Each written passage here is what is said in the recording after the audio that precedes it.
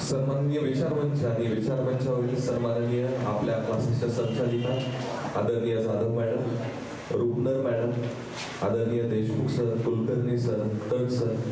खरं तर काल मला सरांचा रात्री फोन आला की अशा अशा पद्धतीनं कार्यक्रम आहे आणि तुला यायचंय म्हणून. खरं तर आमच्यामध्ये एवढी ताकद नाहीये की आम्ही सरांचा शब्द डावलू आणि मी तात्काळ सरांना म्हणलं की काहीच हरकत नाही सर, मी येतो. खरं तर मला अजूनही आठवतं, साधारणतः 8वी 9वी 10वी 11वी 12वी मी सरांकडे मॅथ्ससाठी होतो. पण त्यानंतर माझं अक्षर खराब आहे, यामुळे मी पुढे जाऊन मला डॉक्टरच व्हायचं असं मी ठरवलं होतं. कारण अक्षर खराब होतं. सगळेजण अक्षरावरून मला शिव्या घालायचे की काय गचाळ अक्षर आहे, जरा 2 रेघी एवढी 4 रेघी एवढी घालत जा. आणि मग मी ते करायचो, पण तरी अक्षर सुधारत नव्हतं. मग मी ठरवलं की आता अक्षर सुधारत नाहीये ना, तर आपण पुढे जाऊन डॉक्टरच व्हायचं. आणि सरांचा अधिक आता मी कुलकर्णी सरांसोबतही मध्ये ऑफिसमध्ये बोलत होतो आणि मला इथं आल्यानंतर कळलं की अक्षर खराब होतं म्हणून मी डॉक्टर झालो. आणि आज सरांनीच मला सुंदर हस्ताक्षर स्पर्धेचं बक्षीस देण्यासाठी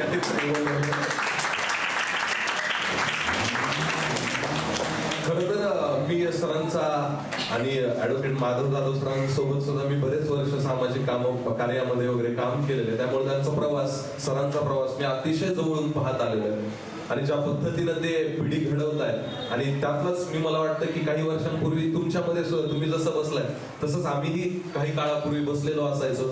आणि चांगल्या आचारांचं, चांगल्या विचारांचं, चांगले संस्कार त्यांनी आमच्यावर घडवले. आणि त्यामुळे आमच्या जे काही बॅच मधले बरेच जण फार छान छान हुद्द्यावरती, पदावरती आज काम करतात.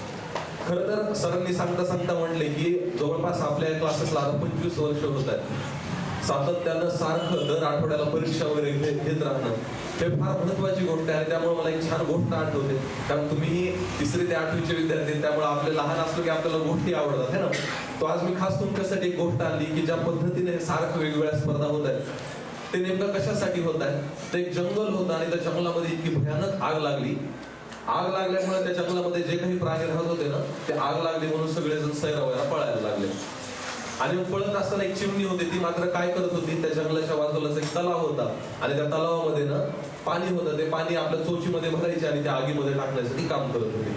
तिची हिडसांग सारखी चालू होती. एक कावळा आला तिच्याकडे आणि मला लागेल, चिमणी तुझा जीव तो काय, तुझ्या चोचीत काय पाणी मावतंय, आणि त्यामुळे ही जी काही लागलेली आग आहे ती थोडीच विझणार आहे, कशाला उगाच कष्ट करते, जा दुसऱ्या जंगलात राहून जा, बघ आम्ही पण सगळे जातोय. त्यावेळेस चिमणीने दिलेलं उत्तर मात्र फार सुंदर होतं. ती चिमणी त्या कावळ्याला म्हणाली की हे बघ, म्हटली की मी किती आहे, माझा जीव केवढा आहे, त्या चोचीमध्ये मावणारं पाणी केवढं हे मला माहित नाही, पण ज्यावेळेस या जंगलाचा इतिहास लिहिला जाईल त्या इतिहासामध्ये आग लावणाऱ्यात नाही तर आग विझवणाऱ्यामध्ये माझं नाव असेल. आणि त्यामुळं ती प्रयत्न किती करते याला मला वाटतं खऱ्या अर्थानं महत्व आहे. एखादा विद्यार्थी हा टॉप होतो, सगळ्यांपेक्षा वेगळा ठरतो तर या प्रयत्नांच्याच बळावरती. म्हणजे मी फार बुद्धिवान आहे, मला निसर्गाने फार बुद्धी दिली त्यामुळे मी अभ्यास करणार नाही असं जर ठरवलं तर तो विद्यार्थी मागच पडणार आहे. त्यामुळे एखादा विद्यार्थी सगळ्यांपेक्षा वेगळा ठरणार आहे तो त्याच्या प्रयत्नावरती की तो काय पद्धतीचे प्रयत्न करतो. आणि त्यामुळे ह्या वेगवेगळ्या स्पर्धेच्या माध्यमातून तुम्ही सातत्यानं प्रयत्न करत राहावं, यासाठी हे जे काही शिक्षक वृंद काम करतो याचा मला खरंच अभिमान आहे. आणि मी सुद्धा त्यांच्याच हाताखालून आलेलो आहे, याचा सुद्धा मला आज खऱ्या अर्थानं फार सार्थ अभिमान वाटतो. आपल्या क्लासेसचं खरं तर सगळ्या क्लासेसपेक्षा एक वेगळं वैशिष्ट्य म्हणजे काय, तर फक्त अभ्यासू विद्यार्थीच हा क्लास घडवत नाही, तर वेगवेगळ्या स्पर्धेच्या माध्यमातून त्याची जी पिंड आहे त्या विद्यार्थ्याचा तो पिंड छान पद्धतीनं घडावा यासाठी वेगवेगळ्या स्पर्धा सुद्धा आपण आयोजित करतो. आणि त्याचंच उदाहरण आहे सामान्य ज्ञान स्पर्धा असतील किंवा सुंदर हस्ताक्षराच्या स्पर्धा असतील. मी खरं तर महाराष्ट्रामध्ये वेगवेगळे कार्यक्रम करतो ना, त्यावेळेस मी एक फार मिश्किलपणे एक कविता मांडत असतो की आजकालचे आई वडील आहेत ना, ते विद्यार्थ्याला फक्त अभ्यासूच किंवा तो अभ्यासच करतो, डॉक्टर इंजिनियर एवढंच घड, याच्या पलीकडे काही तू घडू नको किंवा काही वेगवेगळ्या स्पर्धा करू नको असं सांगत असतात. त्याची एक फार सुंदर कविता जी मी मांडत असतो की आई म्हणते बाळाला बेटा शिवाजीच व्हायचा असतं, की आई म्हणते बाळाला बेटा शिवाजीच व्हायचा असतं. आणि कधी कुठं हॉस्टेलला गेलास आणि कधी कुणी 4 शंकरपाळे दिले तर ते एकट्यानंच खिशात टाकून खायचे असतात, अगदी कुणालाच द्यायचे नसतात. आणि आई म्हणते बाळाला बेटा शिवाजीच व्हायचा असतं.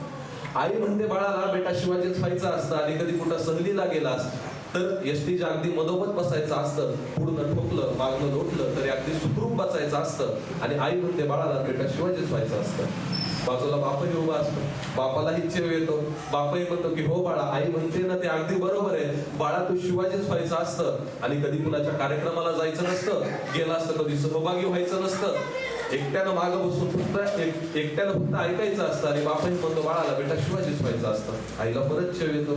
आई म्हणते हो बाळा, पप्पा म्हणतायत ना ते अगदी बरोबर आहे. बाळा तो शिवाजीच व्हायचं असतं. कधी कुणाच्या आद्यात जायचं नसतं, कधी कुणाच्या मध्यात जायचं नसतं. आपलं आयुष्य ना ते एकट्यानं जगायचं असतं. आणि आई म्हणते बाळाला बेटा शिवाजीच व्हायचं असतं. आई म्हणते बाळाला बेटा शिवाजीच व्हायचं असतं. कधी उन्हात जायचं नसतं, कधी पावसात भिजायचं नसतं. घरात एकट्यानं बसून कार्टून नेटवर्क बघायचं असतं. आणि आई म्हणते बाळाला बेटा शिवाजीच व्हायचं असतं. पण मुलगाही असतो तो तुमच्यासारखा फार हुशार असतो. छान आचार संस्कार जे आहेत ते त्याच्यावर झालेले असतात. आणि त्यामुळे तो काय म्हणतो बघा आई वडिलांना शेवटी, की तो बाळही म्हणतो की आई हो बाळानं शिवाजीच व्हायचं असतं. हो पप्पा बाळानं शिवाजीच व्हायचं असतं. पण घरात आधी आईनं जिजाऊ आणि बापानं शहाजी व्हायचं असतं. आणि त्यामुळे आपले विद्यार्थी काय फक्त अभ्यासातच हुशार आहेत असं नाही, तर वेगवेगळ्या पद्धतीने या स्पर्धेच्या माध्यमातून त्यांची जी काही पिंड आहे तो इतका सुंदर पद्धतीने हे शिक्षक घडवत आहेत की खूपच मला वाटतं आनंदाची गोष्ट आहे. फक्त मी जास्त काही तुमचा वेळ घेणार नाही. जाता जाता आणि या प्रगल्भ विचारमंचाची रजा घेता मी फक्त एवढंच सांगेल की सध्याचा मूलमंत्र हाच आहे की एकतर अभ्यास सोडा, नाही तर अभ्यासासाठी सगळं सोडा. आपल्याला ह्या सगळ्या गोष्टी करता आल्या पाहिजेत. आणि त्यामुळे हे जो मूलमंत्र आहे तो तुमच्यामध्ये सर्व शिक्षक रुजवतायत याचा आम्हाला खूप अभिमान आहे. सरांनी इथं मला बोलवलं आणि तुमच्याशी मला संवाद साधण्याची संधी दिली त्याबद्दल मी सरांचे खूप खूप आभार मानतो आणि मी थांबतो. धन्यवाद.